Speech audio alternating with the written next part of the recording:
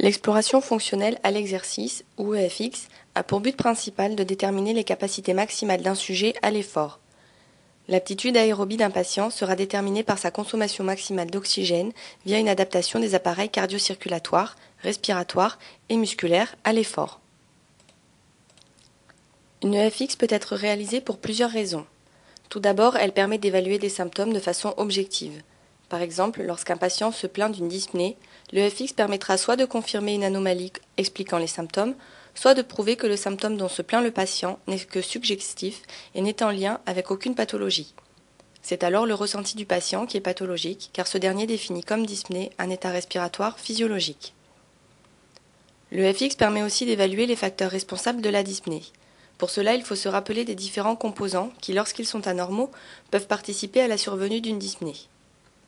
Tout d'abord, les centres respiratoires bulbaires, qui peuvent être hyper ou hypoactifs. L'appareil respiratoire, avec d'un côté la pompe ventilatoire et de l'autre la membrane alvéolo-capillaire qui permet l'hématose. L'appareil cardio-circulatoire, incluant la pompe cardiaque, les vaisseaux artériels et leur contenu, c'est-à-dire l'hémoglobine. Et enfin, l'appareil musculaire, qui s'il est pathologique peut aussi générer une dyspnée. En pratique, dans beaucoup de cas, plusieurs facteurs sont impliqués en même temps et l'EFX permet de quantifier la part de responsabilité de chacun dans la réduction des capacités à l'effort.